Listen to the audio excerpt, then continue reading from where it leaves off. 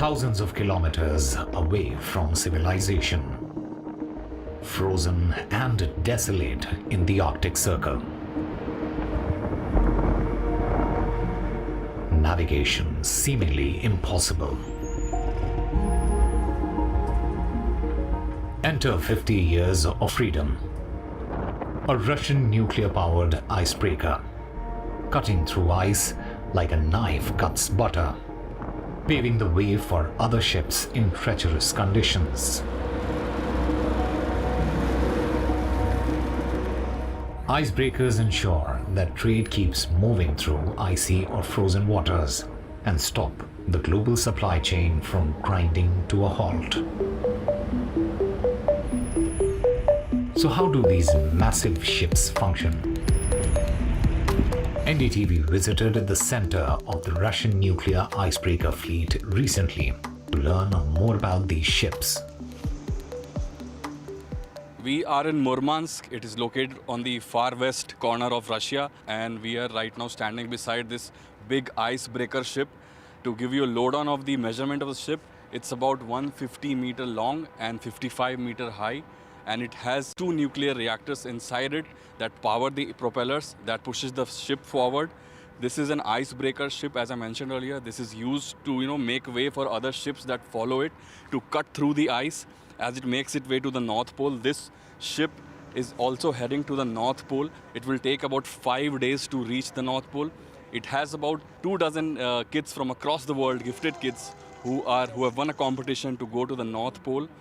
They will experience the the extreme weather of the Arctic. And to give you a lowdown of the ship, as I mentioned earlier, it has 2 nuclear reactors that power the ship, and the ice breaking is done through the nose of the ship, and that nose is quite heavy, and that is what the weight of the nose brings the ship down, and it cuts through the ice and the ship moves forward.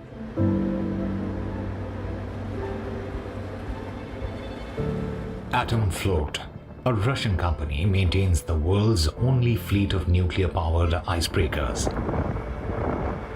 It is part of the Rosatom Group, a Russian state corporation, and is based in the city of Murmansk, which is fondly called as the capital of the Arctic region.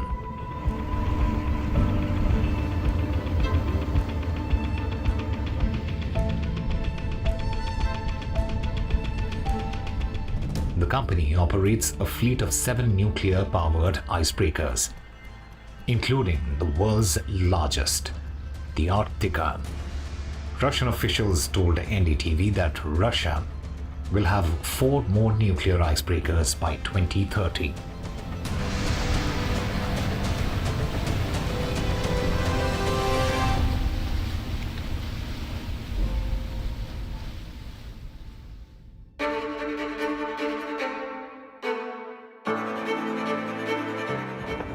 Arctica is a sight to behold. The state-of-the-art Russian icebreaker has a towering presence and is 568 feet long. It is powered by 2 nuclear reactors and can break through ice 13 feet deep. We are on board Arctica, which is the flagship of all the nuclear icebreakers that Russia has.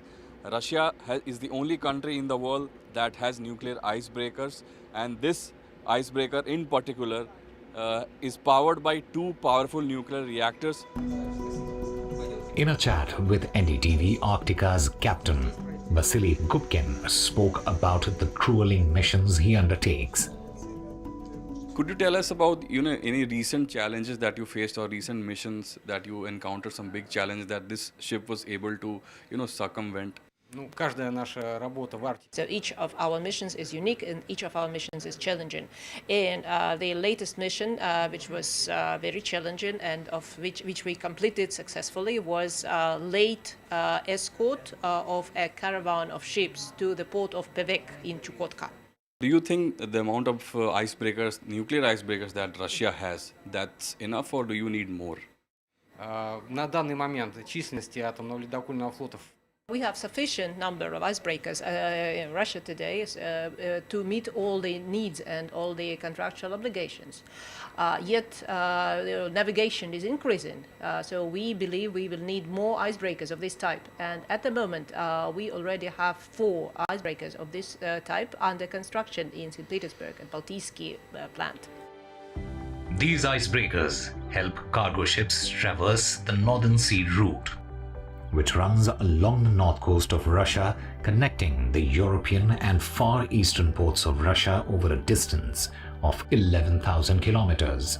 It is the shortest shipping route between Europe and Asia, and vessels must obtain permission from Russian authorities to enter the water area. There are some concerns as well. Owing to climate change, some analysts expect the route to be ice-free by 2050. Russian officials say that the North Sea route is better as it is 30% to 40% shorter than routes that use the Suez Canal. While the route from Europe to China through the Suez Canal is more than 19,000 kilometers long, the NSR helps connect the continents with a distance of just 11,000 kilometers.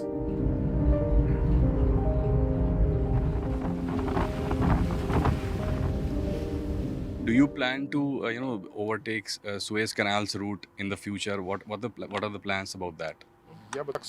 Our vision is that right now the Suez Canal is losing traffic because of the situation in the Red Sea, and ship owners and transport companies, they have to send their vessels, their traffic around the Good Hope Cape just to save them. That's the current situation. The company lists several reasons why the Northern Sea route is better suited for transportation. That's two weeks longer, and in this situation, of course, you spend more, and transportation becomes more expensive, and the fees become higher. Мы, как операторы Северно-морского пути, считаем, что мы можем предложить рынку эффективную альтернативу. And as operators of the Northern Sea route, we believe that we can offer the market a solution which is both economical and reasonable, rational. So how does India figure in all of this? During Prime Minister Narendra Modi's visit to Russia in July, the joint statement talked about milking the potential of the Northern Sea route. According to the statement, the sides support cooperation in developing shipping between Russia and India via the Northern Sea route. For this purpose, they expressed readiness to establish a joint working body for cooperation on the Northern Sea route. Responding to an NDTV query, Rosatom said that there is an ongoing dialogue with Indian partners to jointly develop the transit potential of the Northern Sea route. Shedding light on the dialogue between India and Russia, Rosatom added that specialized organizations of the nations are discussing a possibility of systematic supplies of Russian energy resources such as oil, coal, and LNG from northwestern ports of Russia via the NSR to ports of India. The North Sea route and the proposed adjacent Eastern Maritime Corridor, or the EMC, will connect Far Eastern Russia to Chennai. According to reports, the corridor will reduce transport time to 12 days, almost a third of what it takes under the existing St. Petersburg-Mumbai route of 16,000 kilometers.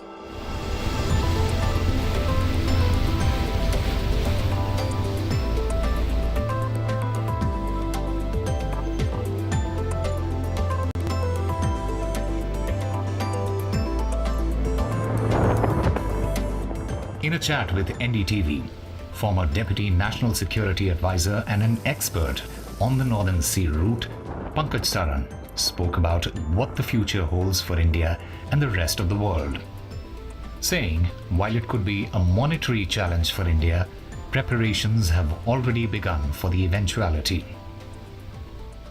As far as the Northern Sea route is concerned, sir, how do you think it would benefit India in the near future or in the faraway future?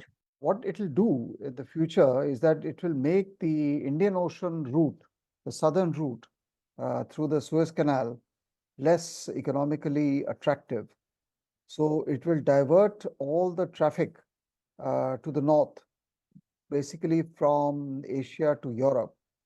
So to that extent, it would reduce the strategic significance of the Indian Ocean.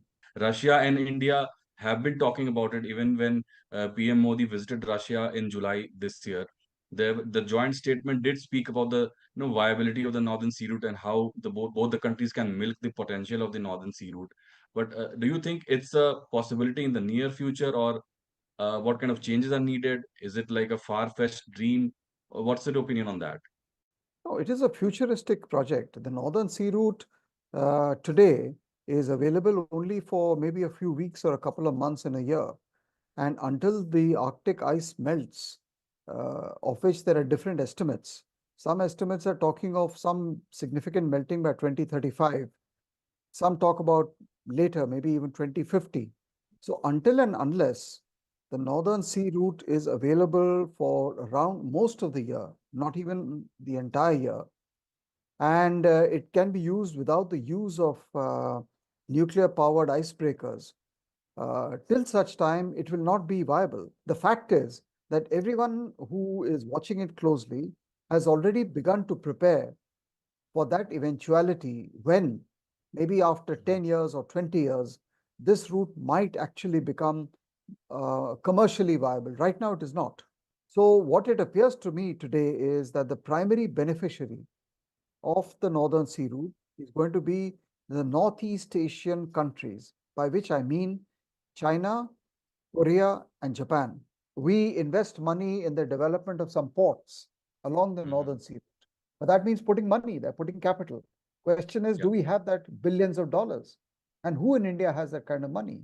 Can you shed light of some, some specifics that the Indian government has done to, avail that opportunity that will present itself in the near future or in the distant future, actually? The very preliminary detailing has begun. Also, an assessment has also begun of what could likely be the volume of the trade between one end of the corridor or the route to the other end of the route. Experts suggest that taking the Northern Sea route comes with additional costs, like hiring the services of Russian icebreakers and building ships with specifications.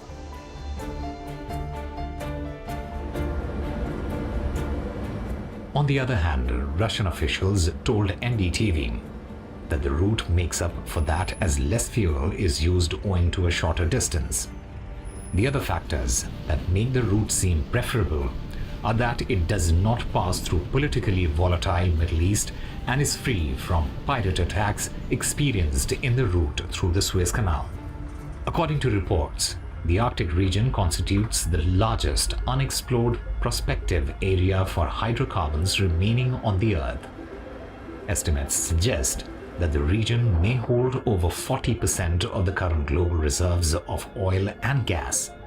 To add to that, the region has rich deposits of coal and diamonds. The icebreakers cutting through the Arctic region need to be taken care of in an elaborate and extensive manner. The maintenance work spreading across months. How long does it take for you to repair this ship? Как сложно обслуживать ледокол такого размера и сколько времени продлятся ремонтные работы в данном случае? Достаточно сложная техника сама по себе. Любое судно – это сложная техника. A vessel of this type is quite complex in itself. По срокам приблизительно 2 месяца. Все зависит от необходимости проведения ремонта, то есть от объемов ремонтных работ. And in our case, it'll probably take around 2 months, but of course it depends on the exact list of works that need to be performed. And how many people are involved in this operation? А сколько человек будут заняты в ремонтных работах в данном случае? В данном случае порядка 180. About 180 persons. Murmansk plays a huge role in the functioning of the North Sea route.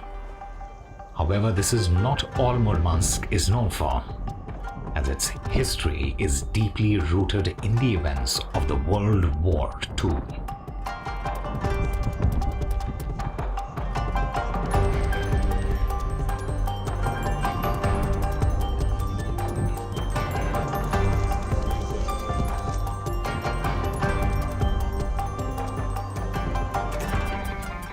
Murmansk is one of the most important ports in all of Russia. But this place is not just known for its businesses. To my right is one of the tallest statues in Russia. This is the second tallest statue in Russia. This is dedicated to the unknown soldiers, the unknown Russian soldiers who fought during the World War II. As I mentioned earlier, this is a key port of Russia. Back then as well, this was a key port. So Germans wanted to conquer it. They had just approached the city, but the brave soldiers of Russia, they stopped them. They stopped their advances. So this monument here, right behind me, is dedicated to unknown soldiers who fought during the Great War.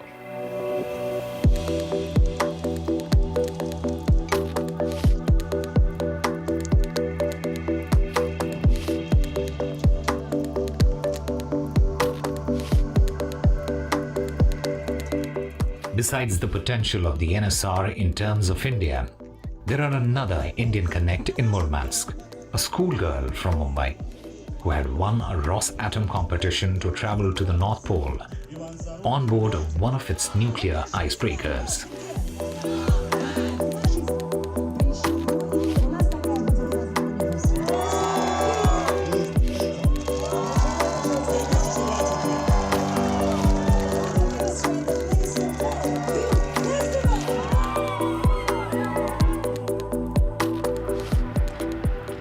With us Niveen. She's one of the participants here on this icebreaker.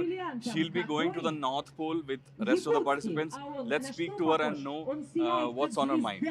So Niveen, hi. What are your plans on this ship when it leaves in the next few moments? Well, I'm planning on making a bunch of new friends and learning about their cultures, since this is an international event and there are kids from 16 different countries. I'm planning on learning about their cultures and making new friends, as well as learning a lot about the icebergs and the North Pole, and hopefully meet polar bears. So I heard you were speaking fluent Russian. Can you explain for our viewers how is that? I'm half Russian. I live in Mumbai, but my mom is Russian, so I do know Russian. And my dad is Gujarati, so I am part Indian. So for the future, are you like generally interested in science, or what are you planning to do in the future?